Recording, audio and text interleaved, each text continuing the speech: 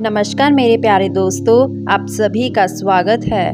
दोस्तों, नवरात्रि के पर्व का इतिहास और देवी दुर्गा के 9 रूपों की पूजा की परंपरा भारतीय संस्कृति और सनातन धर्म की एक महत्वपूर्ण गाथा है।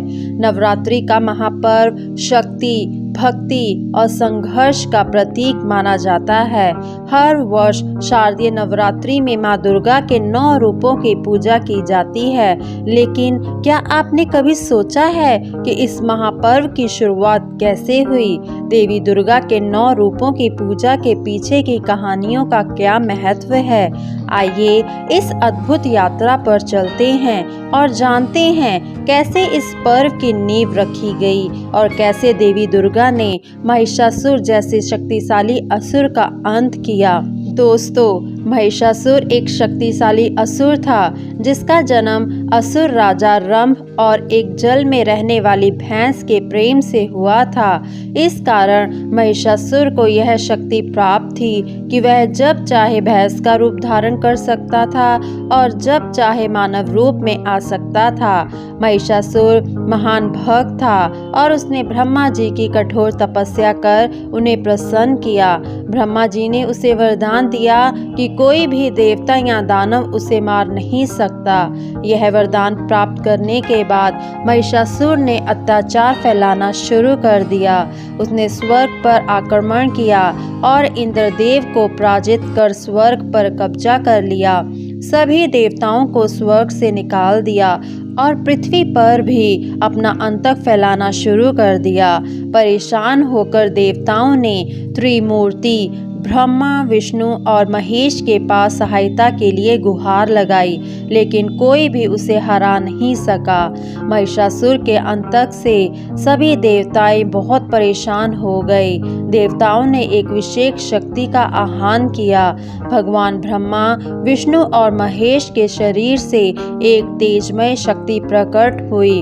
अन्य देवताओं के शरीर से भी तेज निकलकर इस शक्ति से मिल गया और इस शक्ति का अद्भुत स्वरूप देवी दुर्गा के रूप में प्रकट हुआ।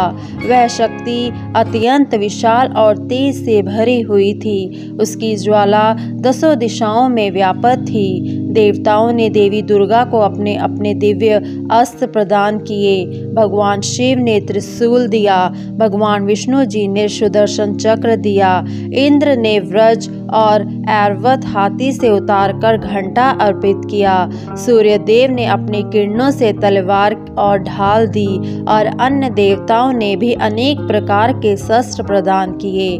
देवी दुर्गा महिषासुर के साथ युद्ध करने के लिए तैयार हो गई। महिषासुर ने अपने सैनिकों के साथ आक्रमण किया, लेकिन देवी के सामने उनकी सेना ज्यादा टिक नहीं पाई। देवी दुर्गा ने महिषासुर के साथ 9 दिनों तक लगातार युद्ध किया।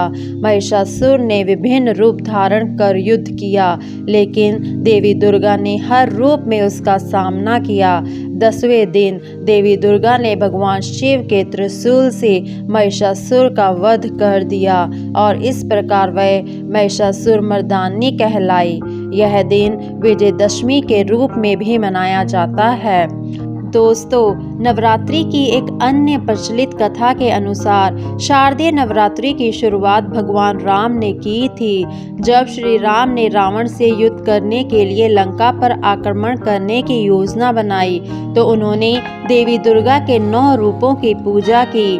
भगवान ब्रह्मा ने श्री राम को चंडी देवी की पूजा करने का परामर्श दिया और कहा कि यदि वे 108 दुर्लभ नीलकमल का प्रयोग करेंगे तो उन्हें विजय अवश्य प्राप्त होगी। लेकिन रावण ने अपनी माया से एक नीलकमल चुरा लिया और श्री राम को जब यह पता चला तो उन्होंने अपना एक नयन समर्पित करने का निर्णय लिया।